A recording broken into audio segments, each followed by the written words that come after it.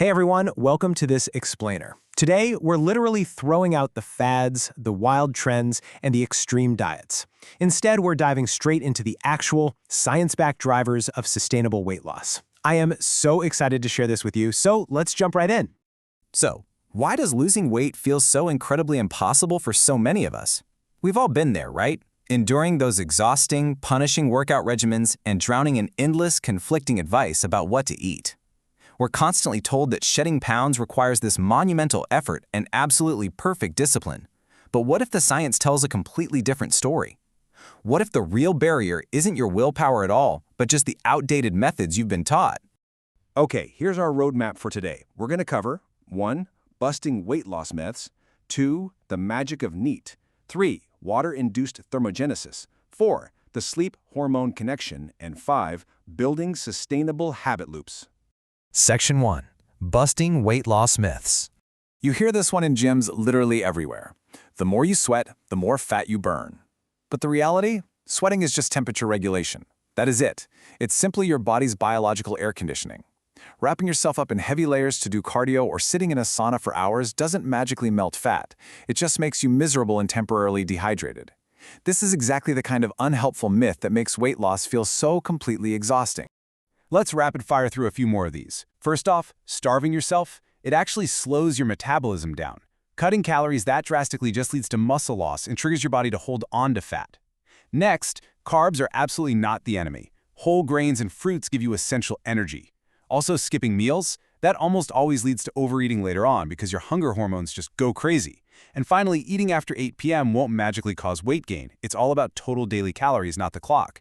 Those restrictive punishing rules are actually working against your own biology. Section 2. The magic of NEAT.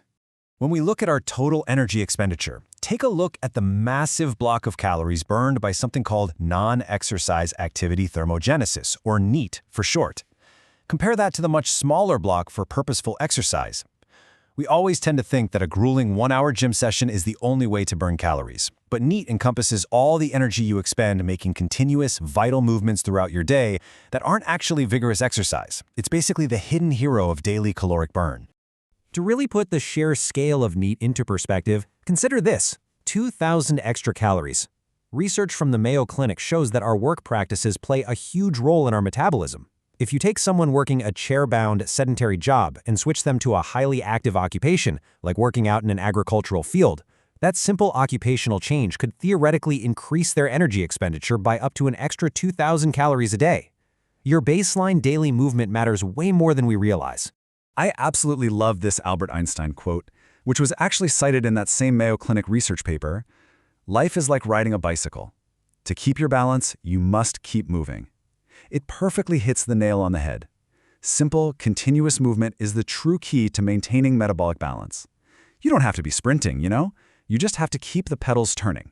So, what does NEAT actually look like in practice? It's walking to work, taking the stairs, standing at your desk, doing laundry, or honestly, even just fidgeting. The science shows that simply doing daily manual tasks around the house, like sweeping or gardening, can easily burn an extra 100 to 200 calories an hour. You can get serious energy burn without ever stepping foot inside a gym, just by opting to move instead of sit whenever you can. Section 3. Water-induced thermogenesis. Okay, water-induced thermogenesis. It sounds super complex, but it's a fascinating physiological response. It's basically an increase in your metabolic rate caused directly by consuming water. According to recent medical literature, drinking water actively increases your daily energy expenditure and fat oxidation. Aiming for 8 to 10 glasses of water daily doesn't just suppress your appetite naturally, it acts as a massive passive metabolic booster. It's like giving your metabolism a gentle, continuous nudge all day long. Section 4. The sleep hormone connection. When we talk about hunger, we are really talking about a tug-of-war between two hormones, ghrelin and leptin. Think of ghrelin as the villain, triggering your cravings, yelling at your brain that you need to eat. On the flip side, leptin is the hero. It's the fullness signal telling your body, hey, we've got sufficient energy, we can stop eating now. When you are well rested, these two exist in perfect harmony. But watch what happens when we skimp on sleep.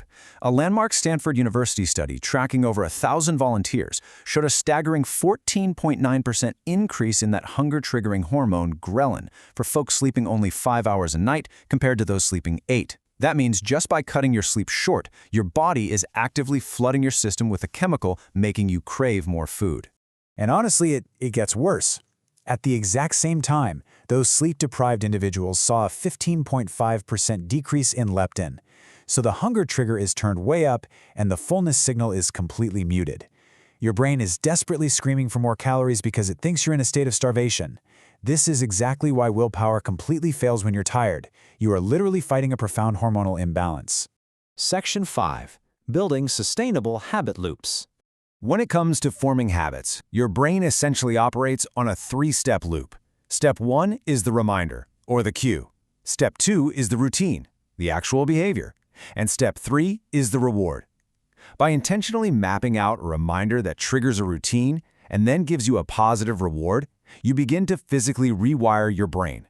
Over time, these healthy, metabolism-boosting behaviors become completely automatic. They take zero willpower.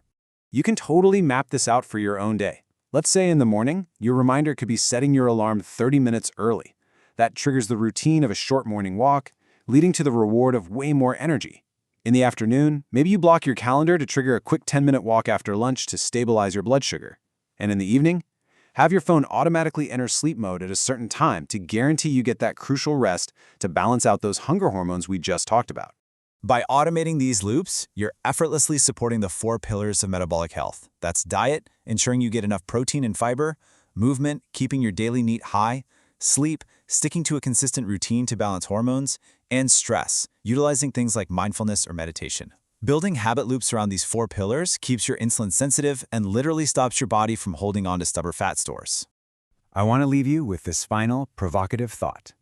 What small habit loop are you going to start automating today to transform your metabolic health? Remember, lasting change isn't about extreme diets or punishing gym sessions. It's about leveraging the real science of NEAT, hydration, sleep, and automated habits. Pick just one small cue, build a routine, and reward yourself. Thanks so much for joining me in this explainer, and I absolutely cannot wait to see how you put this science into action.